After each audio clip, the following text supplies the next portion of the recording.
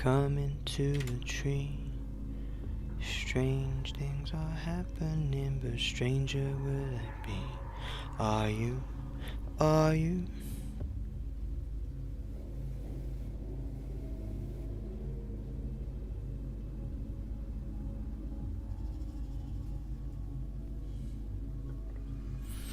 Alright, it's time for a sound check. How's this all sounding?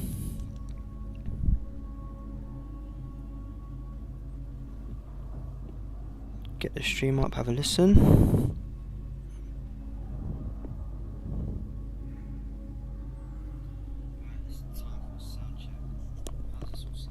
It's ain't too bad, alright, sounds good. Let's just whack the old link in chat.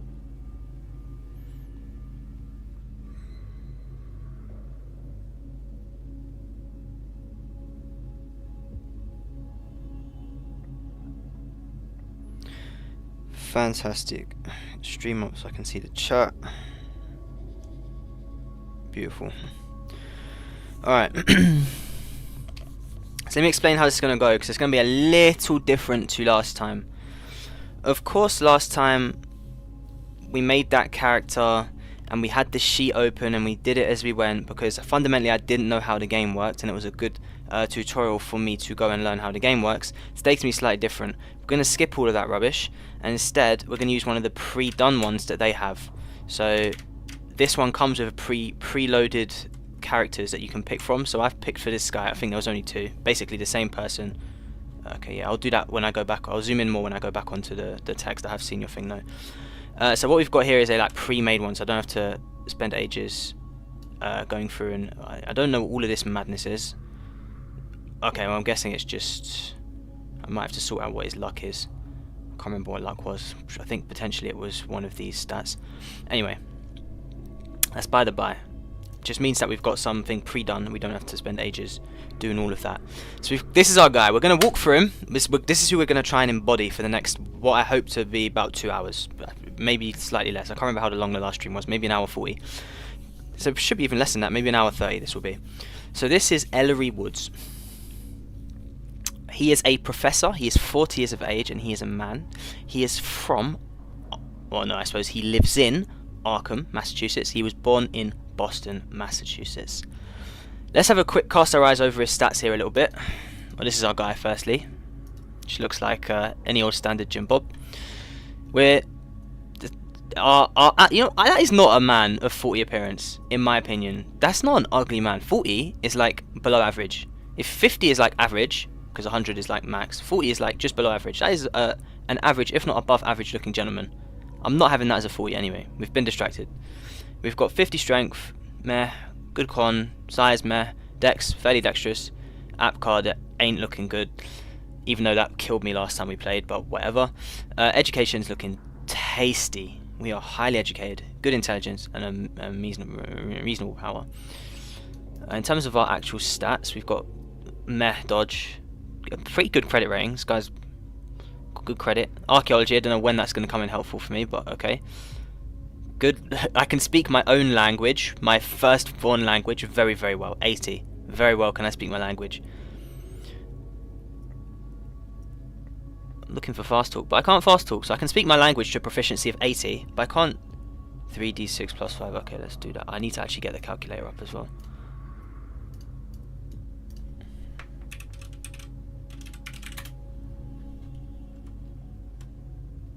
That's not what I want at all. I want a random number generator. Why the hell am I getting a calculator out?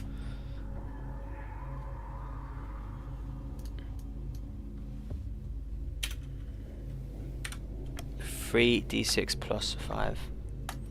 So 4, 6, 7 plus 5, 12. So my luck is 12.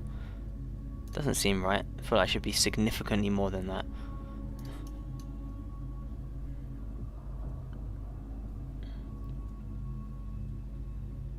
Oh, times 5. Ah, I see. 7 times 5, 35, fine. So I've got 35 luck. Fantastic. Right, what else have we got here? So that's the stats. That's all well and good. Let's consider who we are, who we actually need to embody. Yeah, I've seen that times 5 now, thank you. Who is we actually need to embody? So our personal description, we are a white man, we're heavily tanned, so we've got a nice Mediterranean complexion, dark hair, brown eyes, neat trimmed beard, newsboy's cap, bizarre, slightly odd with his smartly tailored 3-piece suit, ideology and beliefs, fortune favours the prepared mind, so I'm a preparation boy. Significant people, I have an old friend in Boston, Ellery May, left his days of crime behind him, got his education, never really leave a gang, so he's part of a gang. Okay, that'll be a fun thing to have fun with later. Meaningful locations, Boston, of course that's where he lives. He has a research manuscript he's been working on for over a year, and he hopes to win academic acclaim. I currently have a suit, a cap, a briefcase containing research manuscript, a change of underwear, and a few essential toiletries, so I've got like nothing. I have $50 spending level, $300 in cash, and 30 grand in assets, where I must own a house of some descript. Fantastic, so that is us. We are this guy, Ellery Woods. Now, our story today. We are doing something called Alone Against the Tide. I have not read anything about it. I don't know anything about it whatsoever. I haven't even read this first starting blurb. I just found the PDF and jumped straight in. So this is going to be all news to all of us. Of course, because we already have the character prepared, we don't have to do all of the stuff in brackets about building the character. We don't even have to do that, so we can just jump straight in.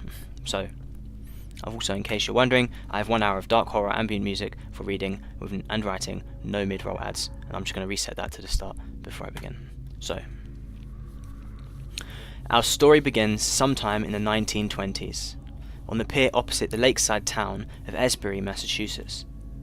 Your investigator's reasons for visiting the town are discussed in the relevant entries. Read through the introduction and getting started sections, and gather everything you need. Then, when you're ready to begin playing, go to number 1. I don't know why he's here. I don't know where that is. Introduction and getting started. Let me just very quickly go back. Probably should have.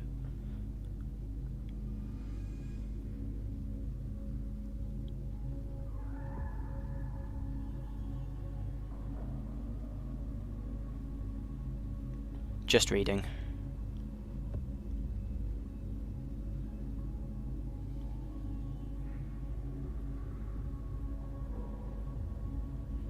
We're just going to suggest he's here to do some research for his manuscript because I can't find it in there. Here we go. Number 1. The sun sinks low on the horizon as you board the ferry headed across the lake to Esbury. As you set foot on the boat, the ferryman greets you with a wide smile and a cheery wave. He stands by the gangplank as you pass, welcoming the other passengers as he removes his cap to scratch at his balding head. His pudgy figure fills his wealth-worn suit. He looks a little awkward, but he seems a rather pleasant sort. Leaving the man behind you, you take a seat towards the prow, eyes fixed on your destination.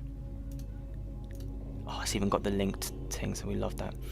You settle into a seat with your thin briefcase resting on your lap, noticing that the rest of the passengers are likewise getting comfortable for the short trip across the lake.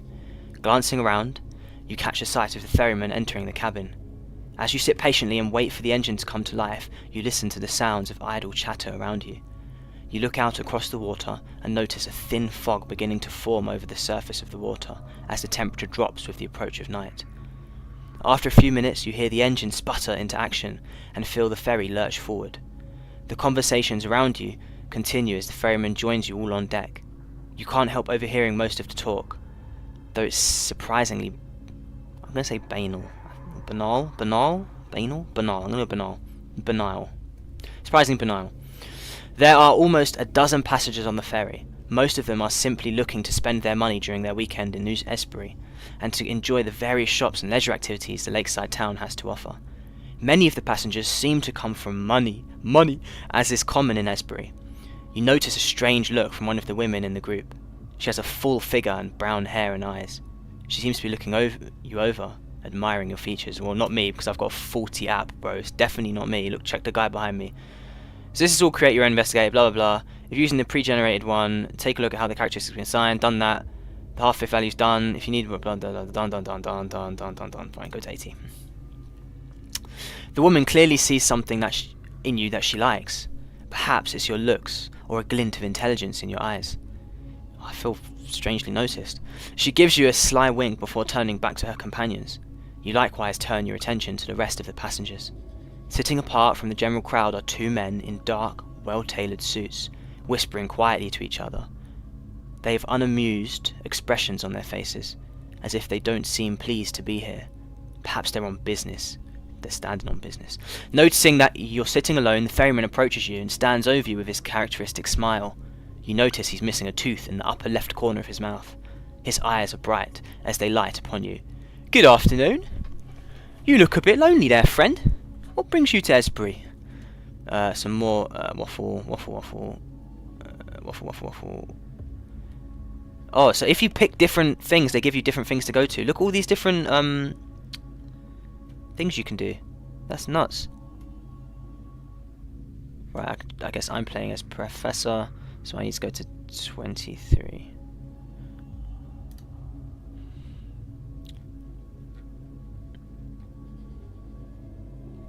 Sorry, where is it? Oh, it's here. Here we go. Oh, okay, that's where I'm going. Passing a distant colleague. Excellent. You mentioned the passing of a distant colleague in Esbury, and how you've been sent by Miss Catonic to recover his work and bring it to the university. The man sighs and nods slowly. "You mean Professor Harris? Real shame what happened to him. Always seemed like such a nice man. Officer Powell says they're still cleaning up the mess at the professor's place. But some more of the valuable bits will probably be at the estate sale tonight, if you're really wanting at it." The man looks down at his hands for a moment, and then back at you as he extends one your way. "Anyway, I'm Lance. Lance Sanford. Pleased to meet you. But I wish it were under better circumstances, eh?" To inquire about Professor Harris, go to 27. To inquire about Professor Powell, or Officer Powell even, go to 36. To ask Lance Sanford about himself, go to 42. To ask about the estate sale, go to 66. To pass time waiting to go to Esbury, 56. I'm going to ask him about himself, because he seems like an interesting gentleman. You ask Sanford about himself, and he beams a big bright smile your way. "I've lived in Esbury for years, since back before all the rich folk found the place and turned it into their little vacation spot." So many times have we seen that story, eh? I think all the gentrification is happening in the Call of Cthulhu world. It's horrible. "My father owned the ferry to and from the town, and he passed it on to me when he got too old to do it for himself. I love it here. I can't imagine living anywhere else. The lake is so clear and clean. I guess that's why we get so many visitors. This place has definitely grown since I was younger though. Sometimes I miss the way things were before, you know. But I love Esbury all the same, even now. You'll like it here too." Sanford winks at you. I can cut the sexual tension with a knife. You exchange a few more pleasantries with Sanford before he goes off to finish guiding the boat into port. You pass the time in casual conversation with the other passengers and in observing the scenery. You note the tall pines and the sloping hills along the lakeshore around Esbury. These features and the small town beyond just visible through the growing mist, but squinting helps make them out to your satisfaction. In time, you arrive at the pier at Esbury, grateful to be off the water. Go to 3. Well, I've learned absolutely nothing there. Probably should have asked about something important, like, you know, the death of my colleague or the big estate sale they're having. Instead, Sanford tells me about his little fucking port boat business. Madness. Alright. You take your first steps onto the pier with the rest of the ferry passengers, trying to get your land legs once again. The passengers still chat casually as they walk off to their destinations. You note one last little flirty wink from the full-figured woman as she struts along confidently behind the woman accompanying her, and you feel the two dark-suited men push past you at a brisk pace, nudging you out of their way. Sanford gives you one last wave and a smile as he begins tending to the old rust-stained boat that is his pride and joy. The last light of the sun is fading fast and the fog is growing thick on the water now. The night is still young, but you would rather not be wandering around in the dark and fog of a town you are unfamiliar with. Taking in your surroundings, you see a sizable crowd jockeying for entrance into a lavish, modern-looking building along the lakeside. A folding sign sits out front, illuminated by a lantern. The words, "Estate Sale Tonight," are written on it in large, bold letters. While this seems to be the main attraction, you could also seek out somewhere to stay for the night and set about your work in the morning. If you have not done so already, calculate your secondary tributes as per. I've done that already, blah blah blah. To visit the estate sale, go to 15. To find someone to stay for the night, go for 26. What kind of adventure would I be if I didn't go to this estate sale? What is that picture? Jeez. Who is this guy? That's nuts, man. I think if I didn't have any hair, I'd probably look something like this. 15. Pushing through the crowd, you make your way to the estate sale.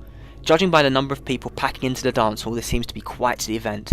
Most of the people here are well dressed, with conspicuous amounts of jewellery and designer clothing on display. You see a broad-shouldered man in a policeman's uniform standing by the door. He has a scarred yet clean-shaven face and a baton at his side. His brow is furrowed in a serious expression, and he watches the commotion through his narrow eyes. As you mingle with the assorted academics and collectors, you notice a few other faces that stand out in the crowd. Most immediately you spot a man in flowing orange robes with tawny skin. He seems more than a little out of place, and is garnering some odd looks from other guests. Glancing round further, you happen to notice the two dark-suited gentlemen from earlier, standing in a corner toward the front of the room, talking to a young, dark-haired man in a dated yet elegant long coat. He is of a slight build, and has rather sharp features. A thin wisp of a moustache hangs beneath his nose. Most noticeable, though, is the rather attractive young woman, here we go, this is what I'm saying, standing on stage at the front of the room next to the bespectacled old man. Long black hair cascades down her shoulders, accentuating her pale features and complementing her formal black dress. Occasionally, she and the older gentleman peek at objects hidden behind white sheets, the sale items waiting to be displayed. To mingle with the crowd guests, 34, to speak with the officer at the back of the room, 88, to approach the man in orange, 102, to introduce yourself to the dark-suited man, go to... Alright, I'm talking to the woman, 22, I want to talk to the baddie. You make your way to the stage, navigating around the many guests in the dance hall. Your eyes lock firmly on the woman. You sound like a stalker. I've come to this random town, and I'm already trying to rizz up some local saleswomen. Your eyes lock firmly on the woman, and hers rise to meet yours as she looks up from peeking at one of the hidden objects. She stops what she's doing as you approach, and a smile appears on her lips as she notices that she's caught your eye. She rests her hand on her hip as you come to stand at the foot of the stage. The old man behind her continues his inspections. Either unaware or uncaring that you've come to distract them, the woman leans toward you over the edge of the stage. I wonder if that means we can see certain things. You can see her makeup has been painstakingly applied, despite her status as a recent widow. You clear your throat as you meet her gaze and promptly introduce yourself. She extends her hand to you formally. Well. Well, aren't you a new face in town? She teases. We get those quite a bit here. No doubt you plan to bid on some of my late husband's things? Good for us both, I say. Just be sure to give a good price for little old me, alright? She winks slyly at you. Way, bro, we've already got two men on the ropes here. A woman on a boat and this lady. You realise now would be a good time to get some more information from this woman, who might be the most well-informed regarding your interests. She certainly seems like the flirty sort and would probably respond well to more of the same. Make a charm roll. If you succeed, go to 43. If you fail, go to 57. Alright, first roll of the game. What is Brody's charm? I can't imagine it's going to be anything particularly great. Charm. 15%. So this will be a fail. But it's in God's hands. Fail. I do have the luck mechanic now though. I need to remember that I do have the luck mechanic. And I had 35 luck to play with. That's way too much. I'm not using half my luck on this one encounter. If you fail, go to 57. You manage to smile and stumble through a compliment, and the woman laughs. Oh my! Well, aren't you the nervous sort? Don't know what to say to a pretty woman like me, eh? That's quite alright. I wouldn't have you anyway. That is a fucking bio. I can't believe she just said that. You're welcome to stay for the sale though. I might like you better as a buyer. She winks, turns around, walking back to her place on the stage. I actually just got violated by that woman. That is tragic. 17. You've begun gathering information in Esbury. Would you like to interact some more? Do not respect the same. Do not do the same one twice. You have 3 options from the list below. So I've done the woman. Let's also do the monk in orange because he seemed interesting. 102. You approach the strange man. He seems well travelled and weary, and his long orange robes are a stark contrast to the fine suits and dresses of the New England financial elite. He seems decidedly out of place. You open your mouth as if to speak, and find him staring intensely at you. Make an anthropology roll. If you succeed, 72. If you fail, to 37. Right, my anthropology might be a bit bad. I'm quite educated. 60. Yo, this might actually hit. Yes, we hit a roll. Come on. I can feel this is going to go immediately. I can already immediately feel this is going to go better than the last one. I've done 2 rolls and I've been successful with one of them. That is just a big dub. If you succeed, go to 72. You recognise the man's style of dress to be that of a Buddhist monk. You bow, a customary greeting, to which the monk smiles and returns a gesture before speaking in a heavily accented but fluent English. Oh my god, heavily accented. What am I going to do here? Oh. I can't do that. Can't do that. Can't do that. Can't do that. It is good to see one here with such respect for our customs. I am Banyu. His expression turns to a frown as he makes a sweeping gesture to the rest of the room. The rest here seem only to seek to profit from my culture. Selling the items of my ancestors is most shameful. You respectfully question why he would come such a long way to witness such a thing, and he sighs before turning back to you. I have come with what money my temple could gather, so I might save a certain few of artifacts. One that your Professor Harris stole from my temple in Sarnath when he came to visit me years ago. The monk seems troubled and falls silent. He bows a farewell, and you take the cue to leave. So this is the British Museum. We've stumbled into the British Museum. Right, I get one more. Do we talk to the officer? The dark-suited men? I think we're going to talk to the officer. Seems sensible. You turn around and backtrack towards the entrance to the ballroom. Something about the officer by the door catches your attention and holds it. He gives off a commanding presence, and his eyes bore into you intensely as you make your way over to him. As you move within earshot, he rests his hand on his baton and clears his throat. Excuse me, sorry to burp. And clears his throat. I really hope there isn't going to be any sort of problem, citizen. I wouldn't want to see anyone getting hurt tonight. His hand does not move from his baton. Make a psychology roll. If you succeed, 105. If you fail, 29. I am going to get absolutely battered by this geezer, aren't I? Psychology. 50. Yo, this might be big. This might be big. Oh, big success. 44. Look at me go. 105. This character isn't so pathetic as my last one. For an officer of the law, Officer Powell possesses a rather thuggish disposition. He seems to be looking for a fight, and from the scars on his face you can tell he's been in many. With his size, he does cut a rather intimidating figure. Still, the use of thinly veiled threats as an introduction is somewhat unnerving, and certainly not proper behaviour for a moral and ethical man. It's probably best not to provoke this man, and it would be wise to avoid him as much as possible. Well, that's useful information, thank you. Alright, I'm done here. To leave the hall and find a place safe for night, go to 26. Done. While the estate sale seems interesting, you'd feel more secure with a roof over your head for the night. You pull someone out of the crowd and inquire as to where you can find a room to rent. You're directed a few blocks down into the town to a modestly priced hotel, a few buildings down from Esbury Police Station. As you enter in from the cool night air, you're greeted by the heat of a roaring fire. The small front room feels stuffy and cramped. The bulk of the space is dominated by the large service counter, behind which sits a wiry-looking wisp of a woman. That's a beautiful illustration. Wiry-looking wisp of a woman. She turns her eyes to you and asks your name, then quotes you a price that's more than fair. With the transaction complete, you haul your thin briefcase up the stairs, unpack it, and settle into the room for the night. What kind of man am I if I am hauling a thin briefcase?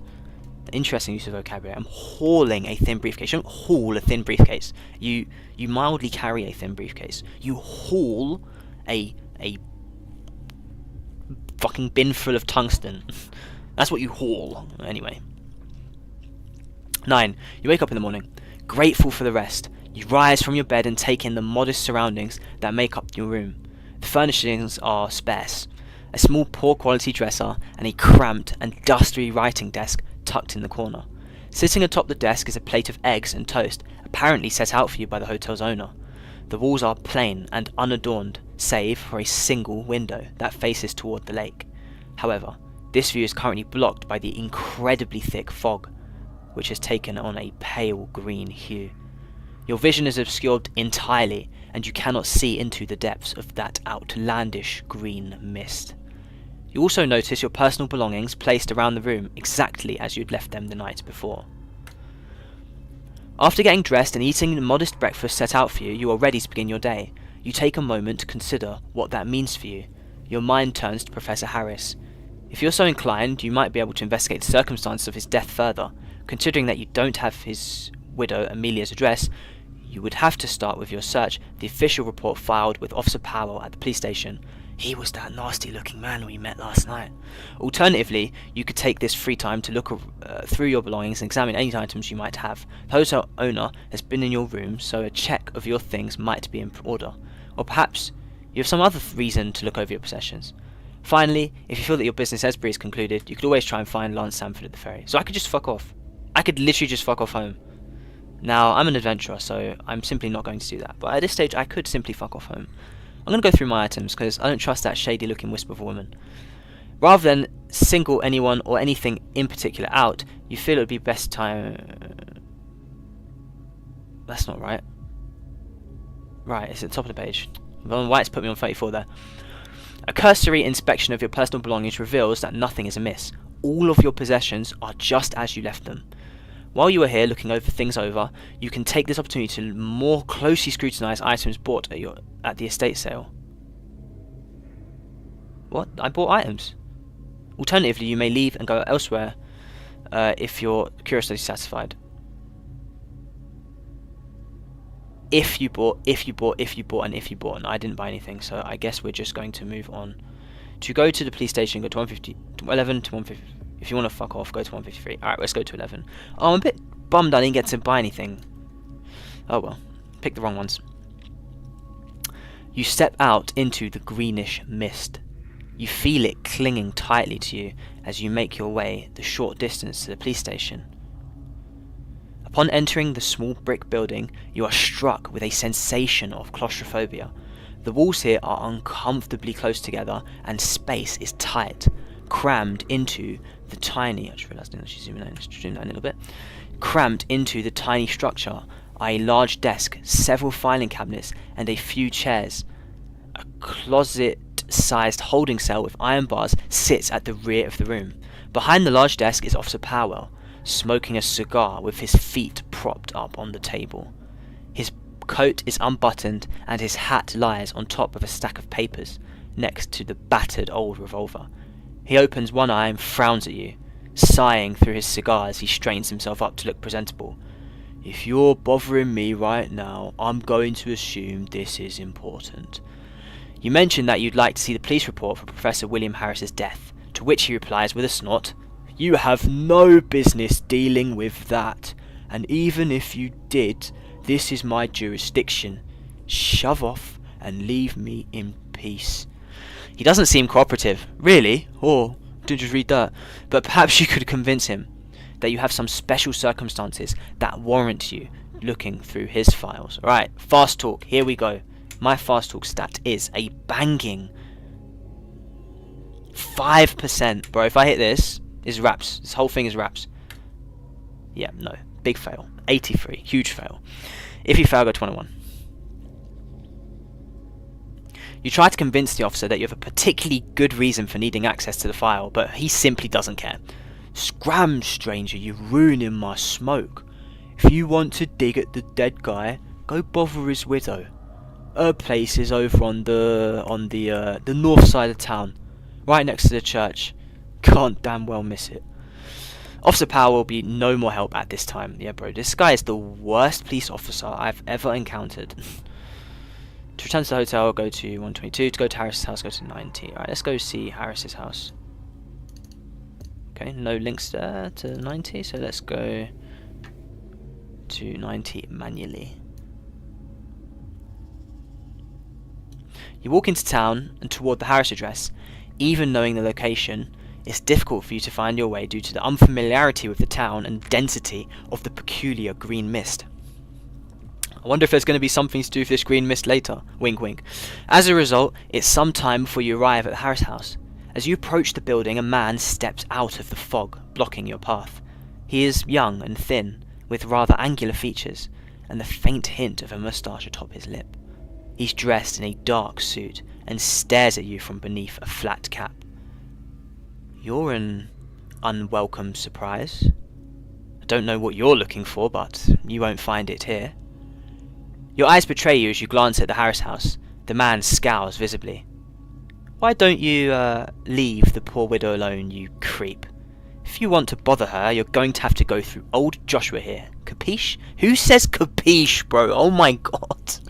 I'm gonna slap this guy silly. His hand brushes beneath his coat, as if searching for something, but then he stops himself. He pauses for a moment, looking you over once more, before spitting on the ground at your feet, and turning away. To call out to Joshua, go to 5. To make your way to the Harris house, 55. To heed his warning, return to hotel, go to 122. Fuck this guy, man. I'm calling him out. Let's call out Joshua, go to 5.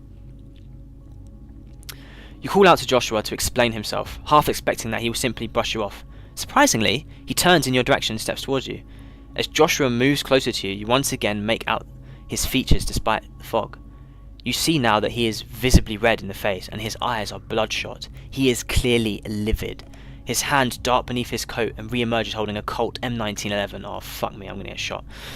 Which he points directly at you while speaking in an agitated manner. What the hell is your problem? I threaten you and you come back for more. Do you have a death wish? Leave Amelia alone. I've been about for this for far too long for you to wander into town and ruin it for me. He shoves you back and levels his gun at your face, looking you dead in the eyes. With sweat on his brow, he grits his teeth, panting and huffing for a second before holstering the gun and bracing himself against a nearby building. Get the hell out of my sight. If I have to look at your goddamn face of yours one more second, I'll put a hole in it. You see no reason to further provoke Joshua, and you hurriedly leave him where he is. To Preston Sarah's house, go to 55.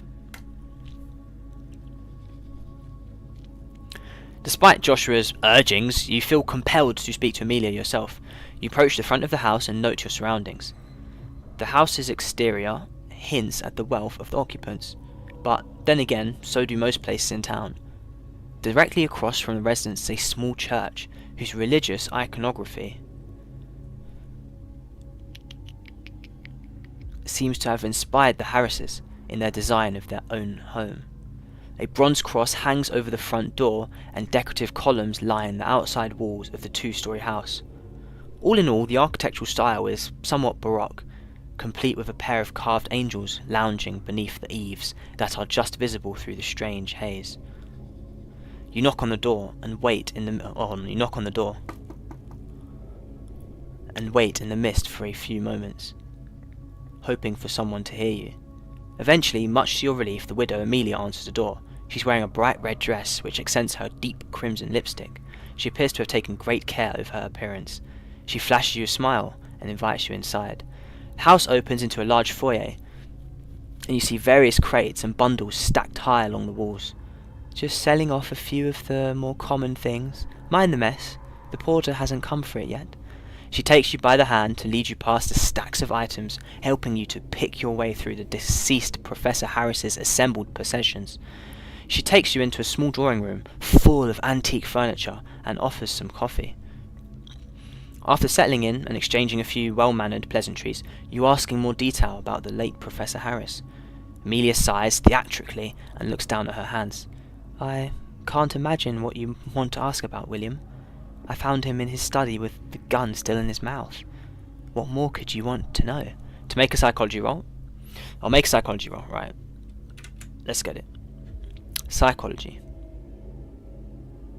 50%, bro. This might be big. Fail. Yikes. If you fail, go to 31.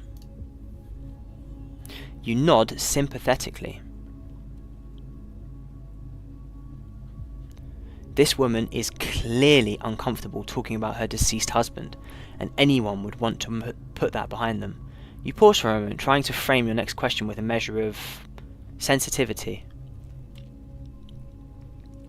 You open your mouth to speak, but you are interrupted by a loud knock at the door. Amelia jumps up, startled, and stands there for a moment in confusion as the pounding on the door resumes. Police, open the door. Amelia's face drains white as she goes to answer the knock. Your gut tells you something is wrong here. You feel uneasy about the officer at the door. You tell yourself you're being irrational and on edge, but you have some trouble fighting that feeling. You have a few precious moments to react. To ignore the instincts and wait, go to 47. To take this chance to hide, make a stealth roll. Oh, this is big, bro. I want to hide. That sounds like a good time. Stealth, 20%. Come on. Oh, huge! He hits the 9 and successfully stealths. If you succeed, go to 98. Your hunches are never wrong. Whatever that officer is here for, you don't want any part of it. Glancing around, you weigh your options. You decide to creep toward Amelia and the officer powers, positioning yourself behind a stack of items that are waiting for the porter. Neither of them seems to notice you as they rush past your hiding place, giving you a clear line to the door. Alternatively, now might be a good time to explore the house. While there is a risk of discovery, it's not as if you have anything to lose by snooping around somewhere you weren't supposed to be. For a brief moment, your gaze wanders to the staircase opposite the entryway. The bedrooms and study are likely up there, and you might find some valuable information. I'm gonna go upstairs. Of course I am. Of course I am. I'm gonna double down. You turn your attention to a set of stairs opposite the entrance. You ascend the staircase to see 2 doors, one on either side of the door. The door to your left is slightly ajar and no doubt leads to the bedroom. By a process of elimination, the door to your right must lead to the study. It seems to be locked and you don't have a key. With enough time, you might be able to get the door open, but it would probably be unwise to spend too long since someone could come to investigate. To enter the bedroom, 123, to make a locksmith roll. What is my locksmith?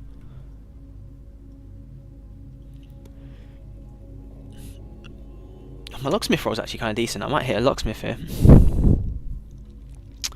It seems to be locked, you don't have a key. With enough time, you might be able to get the door open.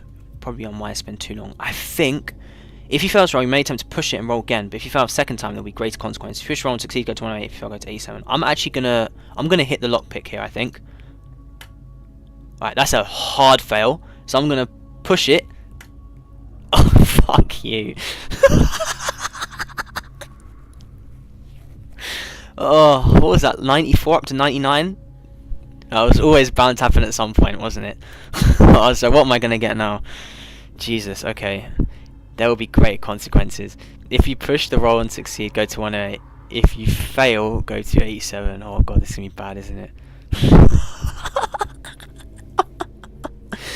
You carry a bobby pin on you for just such an occasion. You fumble with the lock for quite some time, trying to force the tumblers into place. Despite your best efforts, the lock is stubborn and unwilling to move. As you contemplate giving up on the lock and try and break the door down, the front door of the house flies open, rattling on its hinges. Go to 140. You turn around and leave the door closed behind you. Looking down the stairs, you realise you are not alone. Dominating the entryway is Joshua. Oh, he's come back with his gun, red-faced and furious. He has a gun in his right hand, which he quickly aims in your direction. You have just a second to hit the ground before he pulls the trigger. Perhaps your reflexes are quick enough. Make a dodge roll. If you succeed, go to blah. If you fail, take 1d10 plus 2 damage. If you survive this... If you survive this, go to 96. However, if this reduces you to 0 hit points, you are dead. Your visitor's entry is over. Right, okay, I've got to make this dodge roll then. So... make a dodge roll. Right, what's my dodge stat? 50. Come on, bro. Please, for the love of God, I actually need this. Please, please, please, please. I need to actually have a health counter. What is my max health? 11. I have 11 hit points. So this actually could kill me. If you max rolled a 10, this would kill you. Alright. That's right, we dodged it. We dodged the bullet. Literally dodged the bullet. With a, what was that, a 19? With a 19, we dodged the bullet. If you succeed, go to 132. You throw yourself to the floor with all haste, trying to get out of the line of fire. You hear the loud sound of a gunshot as a bullet embeds itself in the wall behind you. You hear a squeal as Amelia comes running after Joshua, begging him to stop shooting and put the gun away. He curses and shoves her aside, but he does holster his weapon. He rushes past her and up the stairs. Just as you manage to stumble to your feet, he comes at you swinging his fists. It's not ideal, but at least with the gun put away you have a fighting chance. Make a fighting brawl roll. If you succeed, go to 21. If you fail, take 1d3 damage. It reduces you to 0 points. You have been beaten to death. Your visit to Esbury is over. Make a fighting brawl roll.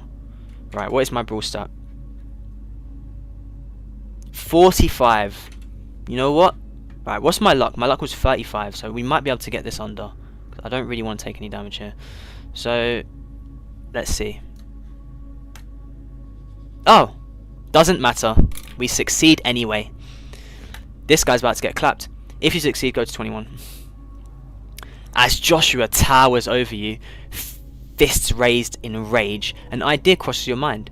You pull both of your feet up and drive them into his chest. You kick him back with all your might, sending him tumbling down the stairs. You hear several thumps and thuds as Joshua rolls down the steps. When he reaches the bottom, he lays there, sprawled out and clearly injured. He groans, his groans betray his semi-conscious state, and you walk over to him confidently. With one final kick, you send him over the edge into unconsciousness. Amelia is mortified at the sight. She runs out into the street, fleeing the scene. You quickly search Joshua's pockets and find his wallet, which includes his identification with an address. A search over his other pockets reveals a house key. Several options are immediately apparent. You can continue searching the house, leave in pursuit of Amelia, or make your way to Joshua's home. Bro, so I've managed to rizz up 2 women, I hid from a police officer, and now I've committed an assault against Joshua, who shot at me with a gun. Right, I'm going to search the household with the key. And then we're going to go to Josh's house. With no immediate threat to yourself, you're free to explore the Harris household, though you do so quickly in case someone comes looking. Glancing about the sitting room you're in, you find it's a bit of a mess from the earlier scuffle. Looking towards the entrance, you note the foyer filled with boxes, crates, and other unidentifiable objects covered with dust sheets. You poke your head into the room next... Lost my line there. You poke your head into the next room and find a kitchen and adjacent dining room, both spotlessly maintained, though let me just pause here. Though sparsely furnished. Let me just take a short moment here to compose myself. Okay. Peeking beneath the dust sheets in the entryway, you find various items of furniture and decor, as well as stacks and stacks of books. Many of them are historical texts and reference materials, some of which were written by Professor Harris himself. There is also a large number of general works of science and literature as befits any well-educated man. You place the covers back down, sensing that you will find nothing of value here. You turn your attention instead to the set of stairs opposite the entrance. You ascend the staircase and see 2 doors, one to either side of you. The door on your left slightly ajar, leads to the bedroom. You've already done this. By post-elimination, already done this. It seems to be locked. Your search house did not yield, and your early search house did not yield a key. With enough time, you might be able to get the door open, but it would probably be unwise to spend too long trying to search since Amelia or one of those close to her may return soon. I'm gonna have another go at the lock, you know. It's giving me another option. I'm gonna have another go at the lock. What was my lockpick skill? 50. On a 50. Come on. Fuck's it desperately doesn't want me to go into this room. It desperately doesn't want me to go into this room. I had a 94, a 99, and a 92. It desperately doesn't want me to go in there. Alright, if you fail, go to 161. Try as you might, you're unable to get the door open. No manner of fiddling with the lock will let it budge. You even resort to force by attempting to throw your weight against the door. With a sigh of resignation, you abandon the task. Fuck's sake. You get ready to leave the Harris household. As you feel your business here is concluded, you pause at the door for a moment to consider what your next step should be.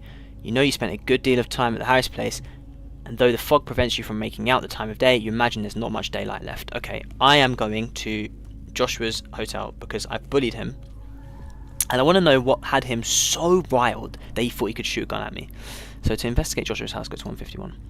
To make your way, you make your way through Esbury streets, confirming your whereabouts every so often by approaching a building to check the address against the location you're searching for. After some time, you arrive at Joshua's house. You insert the key in the lock and open a door into a small living area. Glancing around, you see a compact living room and kitchen. There are 2 doors opposite ends of the common area. The door to your left is wide open, and you can see a set of stairs leading down. The door to your right is closed. You assume it leads to the bedroom. Right, we're going to go straight down the stairs because fucking balls to the wall. 156. You cautiously descend the stairs, which creak beneath your feet. When you reach the bottom, you find yourself in a dank and dusty basement, illuminated by a single dim and flickering bulb that dangles precariously from the ceiling.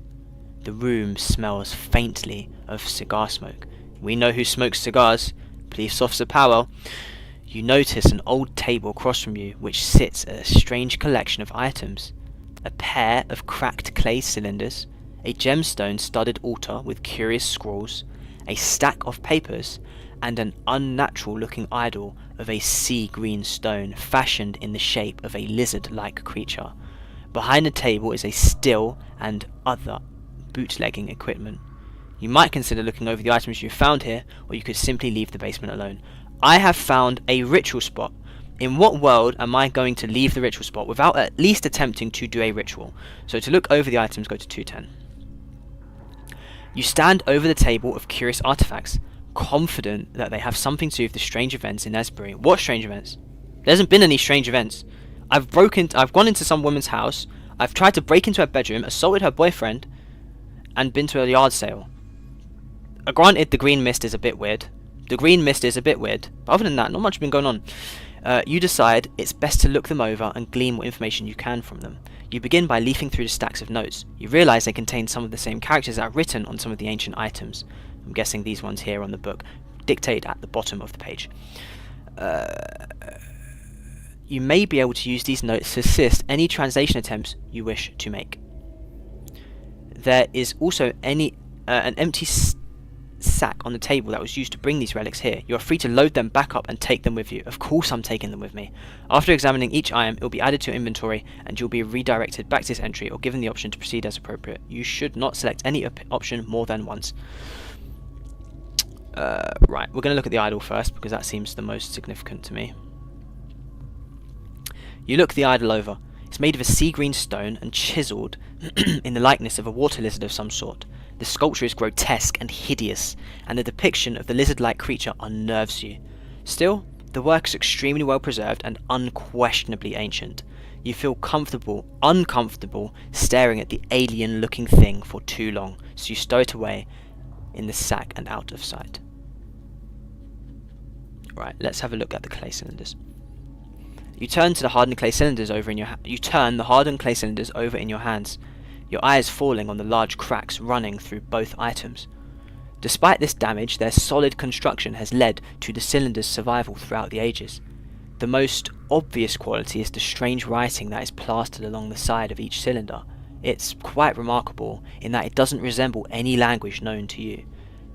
Using your notes on the table, you may attempt to translate it. Right, anthropology. What was my anthropology stat? It was pretty good, right? 60. Let's go, come on. Huge. Win by 6. If you succeed, go to 204. What's going on in this town, clay cylinders? You turn the hardened clay cylinders over in your hand and squint to make out the tiny script pressed into their sides. Consulting the notes stacked beside you, you begin to work out the rough translation. The cylinders tell the story of the lake mist. Oh, wait, should I have a voice for the pot? What does a clay pot sound like? Lake mist green brings of Ib, with their bulging eyes pouting, flabby lips, curious ears, and voiceless mouths. Oh, hubba hubba. It speaks of the origins of these strange beings, how they descended one night from the moon in a mist, and gave praise to the chiselled sea stone idol of Bokkrog beneath the gibbous moon. It goes on to describe their strange city of stone and their ritual destruction of precious metals to appease the detestable water lizard. The tale is perplexing and impossible, but if true, it is rather frightening. You recall the green mist outside and note with alarm that the moon is gibbous tonight. What the fuck does gibbous mean? What is a gibbous moon?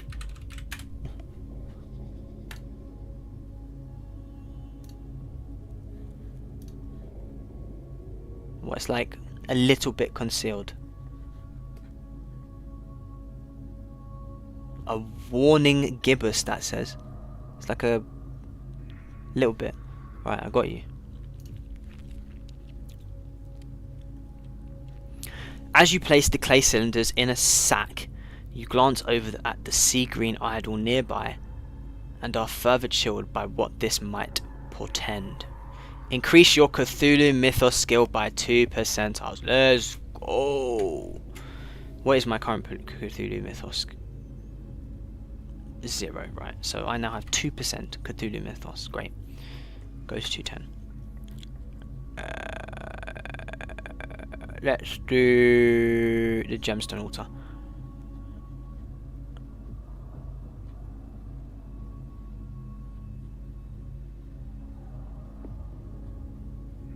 Am I bugging? I can't actually see this. Oh, here we go. It put me on this page, but it's here. You examine the extraordinary altar. The most readily apparent features beyond its size are the many gemstones set into its surface.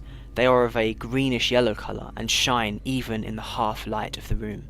You also notice strange lettering written in broad strokes along the object's sides. The symbols are smeared and sloppily done, suggesting they were written with some haste. What you had originally taken for paint is, upon closer inspection, dried blood. While you cannot be certain, it would appear that this item has been involved in some tragedy. Using the notes on the table, you may be able to piece together a translation of the text written in blood. Make an archaeology roll. My archaeology stat is 60. Oh no, that's anthropology. What's my archaeology stat? 70! Even better. Come on, baby. 96. Great. So it's either I succeed by a bit or I fail by 40 or 30 or 20. I fail by an inconceivable amount. So we've had a 94. Let's see if we can collect all the 90s. I've had a 94, a 99, a 96, and a 90. What was the other 90 I rolled? I want to say it was 97 or maybe a 92. I can't remember.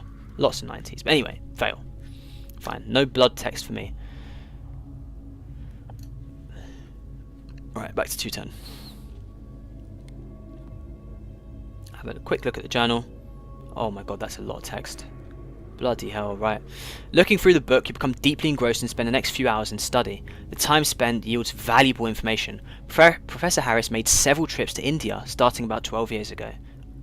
During these visits, he went to multiple sites to make observations and recover artifacts, hence why that monk was here.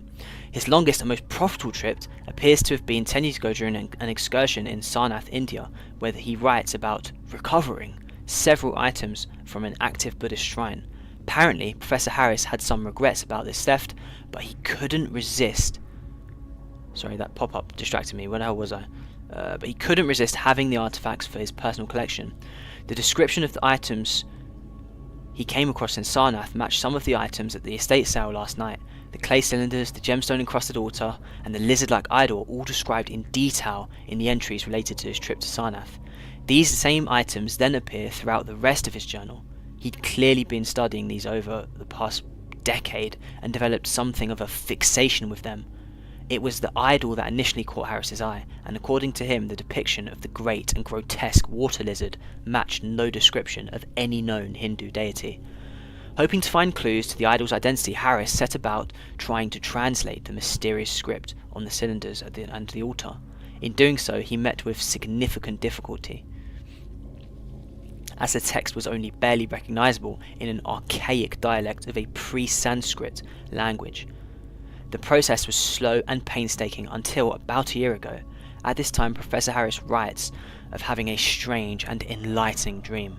He reports walking in the ancient world from whence these items originated, a grand city of marble walls and onyx streets, of bronze gates and marvellous palaces and gardens. He writes of visiting the 17 tower temples of this ancient city and meeting the bearded gods who dwelled there and sat upon their ivory thrones. Harris calls this strange place Sarnath. Despite the sheer impossibility of this, he claims that among the temples he learned the secrets of the ancient writing. His next entry goes on to describe the odd clay cylinders as the brick cylinders of Cadatharon, though he hadn't yet identified the other objects. Next few pages have been torn from the journal. The entries resume with more mundane matters, though there are still references to the artifacts from time to time. The more recent entries in the journal speak of Harris's daily studies and living with Amelia. It's clear that he cares about her deeply from the way he writes about her, but he laments that his studies keep him from spending time with her that he would like. Instead, he lavished her with gifts and money which she was all too happy to accept. He notes that Amelia had never been happier despite the distance between them. She did seem kind of vain based on the whatever. The last entry to catch your eye is dated a little over a week ago. Apparently the pages torn from his journal went missing only recently. Professor Harris expresses deep concern at this, as there were no signs of forced entry to his study, and only he and Amelia had access to it, though he was sure he hadn't removed them from his journal himself. You finish your reading by glossing over the last week of the professor's life, which was rather uneventful and peaceful beyond his continued obsession with the artifacts and his occasional worries about Amelia. So he was a study learned man who cared deeply for his wife, and then shot himself in the mouth. I feel like probably that wasn't him. I feel like he was probably murdered by the only guy I've seen with a gun, whose house I'm currently in. That's all that done. Let's go upstairs to the bedroom. 202. You open the door to find a bedroom. Much as you'd expected, the room clearly belongs to a bachelor, as the only feminine object is a set of lace sleepwear lying across the bed. Ooh. Ooh. A set of lace sleepwear, eh? What's Joshua getting up to? You look to a nearby nightstand and find several framed photos of Joshua and Amelia, so you assume the clothes are hers. Oh, was she having an affair? Is that why she was so happy with the money? Was they having an affair? Whoa. It's like being inside an episode of Made in Chelsea. Even down to the green mist. So you assume the clothes are her. Photos of Joshua and Amelia, so you assume the clothes are hers. Peeking out of a drawer in a nightstand is an open box of bullets, as well as several bottles of bootleg whiskey. You scan the rest of the room. The only other object of note is a dresser.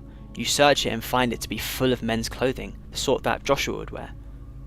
However, as you are rifling through his things, you find an envelope. Turning it over, you see it's unsealed, and judging by the crumpled state of it, the letter inside has been read over several times. You pull out the letter and begin reading. It appears to be a correspondence between Joshua and Dr. Webber, based out of Arkham. Webber is, apparently, a psychotherapist that Joshua sees on a monthly basis. According to the letter, the past few months have been quite difficult for Joshua. In addition to his criminal activities and his relationship with Amelia, he has been troubled by strange dreams, which Dr. Webber labelled as obsessive delusions. Joshua has a fixation with a particular dream of a beautiful city in a far-off land, Catharidon, or what we've just read about, presumably. He describes the city as made of marble and says that sometimes he wakes up crying because he has to leave it behind in his dreams. He also reports seeing a frightening lizard thing in the water off the shore of the strange city. Sometimes in the night, it whispers that it knows the way to the city. Though the lizard thing scares him, he listens to the whispers. Joshua professes a deep desire to go to the city, though he doesn't know where it is or even if it's real. For his part, Dr. Webber assures Joshua that these things are completely fictitious and that he must find a way to return to reality and leave the delusions behind. Bro, I need to do that too. I need this guy's therapy. I need this guy's therapist. I need Dr. Webber, bro. I need to leave my delusions behind. What those delusions are, you judge for yourself, but there are delusions. You return the letter to its envelope, then slip everything back where you found it, thinking about how this affects the course of events here in Esbury. Silently, you return to the main area of the house. You may now investigate the basement or leave. Right, we're going to leave. That was a very enlightening trip, though. We found out a lot about what's going on, and all the rituals, and the city of Catharidon, or whatever. Right. You decide that you've seen enough of Joshua's house, and you have no reason to linger here. You exit the building and close the door behind you. You look out into the fog, and find it thicker than you remember. You can see almost nothing. Compounding this problem is the darkness, which has completely fallen while you were inside. Armed with new knowledge, you feel prepared to confront what lies ahead of you. You take a few steps out into the street and are shocked to find the town's cobblestones waterlogged. The lake's water level is rising, and Esbury is beginning to flood. Given earlier events, you suspect this might not be entirely natural. Even if it is, the rapidly rising water is a serious threat in itself. You feel a twinge of fear, but overcome it, and spur yourself into action. You know you must escape the flood, and that you must act quickly. If you know where to meet with Banyu, now is your time. May you choose to do so. Unfortunately, I didn't pursue that. Right, I can either try to outrun the rising tide, or I can search for high ground. Right, well, high ground is the obvious choice when you're trying to escape a flood, so I'm going to go for 211. Try to find somewhere you can wait out the flood, somewhere at a high elevation that won't be consumed by the rising water. Thanks to the darkness and the fog, you won't be able to scan the town skyline for such a place and will instead have to rely on your memory, of course. The only place that comes to mind would be that nearby church. If the worst should happen, you could climb up to the bell tower and wait out the flood. You rush toward the house of worship. You see its solid, grey stonework peeking out at you from the fog. Providing a sense of comfort and security, you push open the church's large double doors and slip inside. Quickly closing the doors behind you, in hopes they will at least buy you some time before the water seeps in, you rush to the stairs leading up to the bell tower and climb them as quickly as you can.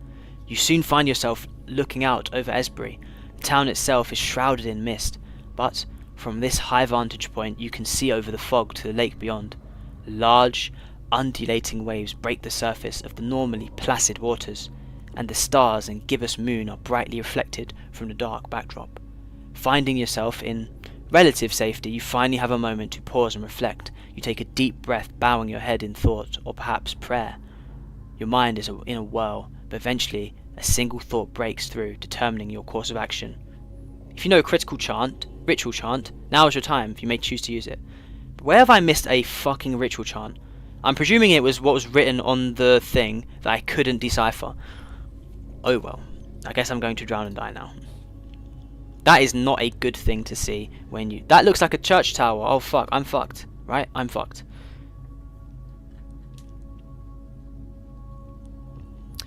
You resolve to simply wait it out.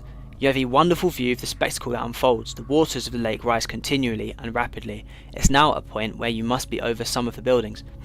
In Esbury, though you cannot see into the thick fog below.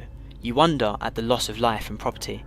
Though the lake continues to rise, seemingly without source and without end, this is the least of the oddities that transpire. Through the mist you spot scattered flames illuminating sections of the towns. You find this especially strange, since there seems to be no discernible pattern or reason for it, especially in a place that must be half submerged by now. Perhaps the fires are on the roofs of the taller buildings, but what could the purpose of that possibly be? All the while there is screaming, the howls of people afraid of the water, the desperate cries of the lost, the startled shouts of those woken from sleep to find themselves in grave danger, and the more primal screams of abject terror. You glance back over the lake itself, waiting to turn your attention away from the horrible suffering in town. You see the water rising in great rippling waves, it all emanating from a central, single point. You try to find their exact origin. Bizarrely, the spot seems to be corresponding the moon's reflection. You are unable to make out any details of what might be causing the waves though. You absent-mindedly direct your gaze towards the gibbous moon hanging overhead and note yet another baffling sight. Great clouds of mist seem to be rising towards the moon from the ground, extending in long, wispy columns up into the heavens, or perhaps streaming down from above. You are uncertain of which, or if it even matters. You do not think it does. Looking back towards the town, you find it all beneath the water now, save your little island. The waves crest a mere 12 inches, 30 centimeters below your feet, and you know there is no escape from the rising tide. Resigned as you are to your fate, you still aren't prepared for what happens next. The waves suddenly stop. Everything falls silent and still. Then, a long lizard-like head rises from the water. It is covered in scales coloured like the sea. The detestable lizard thing mouth opens, revealing rows of needle-like teeth as it emits a hissing sound that pierces the night and your very soul. And then, its eyes open. Orbs of pure malevolence fix themselves on you. It watches you for a second, a minute, an eternity. And then the stones beneath your feet shift and tumble, and you tumble into the water. You know it's the lizard thing's doing, though it hasn't moved since its head broke free of the lake. As you sink beneath the surface, you look upward and see the horrible lizard thing darting towards you in the light of the gibbous moon. You pray you'll drown before it takes you, but fate is not so kind. Your demise serves only to feed the horrible, detestable water lizard that is Bokrug, great old one, and doom of the cities of Sarnath and Esbury. You have died! Thank you for playing, and we hope you've enjoyed this adventure. Your visit to Esbury is over. The end. Fucking hell, man. I just got cooked by a god.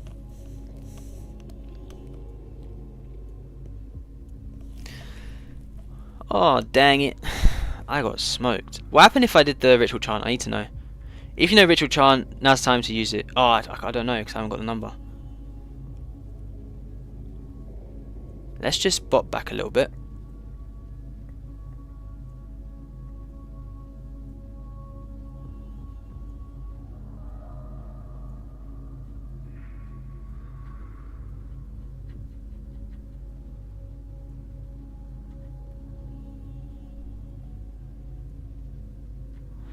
Yeah, I don't know. I'm lost in the pages now.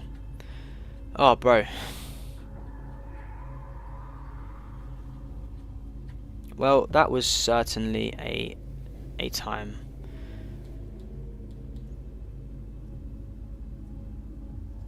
Now comes to the moment of review. Right, yeah, this is the end, right? Now, yeah, that was much shorter and rather unforgiving, correct. I think this one felt slightly more linear as well. I don't know what it was about the fire one, but I felt like there was a bit more optionality. I feel like this was like place to place to place to place to place. Obviously I could have followed Joshua, obviously I could have followed Amelia, or not followed Joshua, but I could have followed Amelia.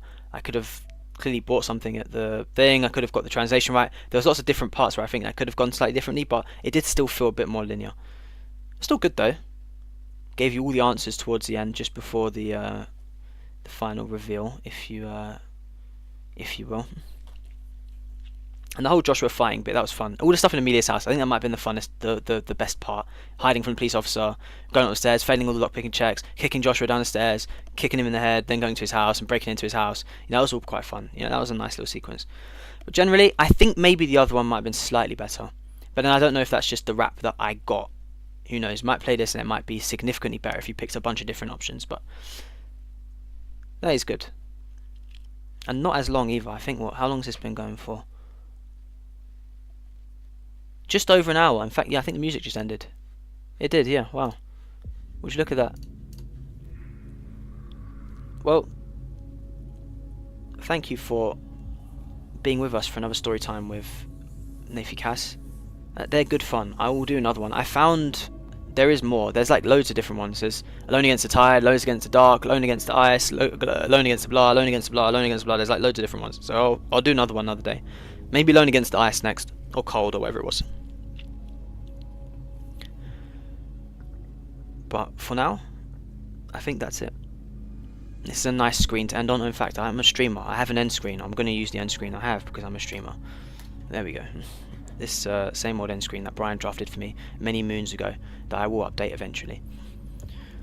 Alright, many thanks. Thank you for watching. I will chat to you all another time. And the one person who is watching I will speak to tomorrow.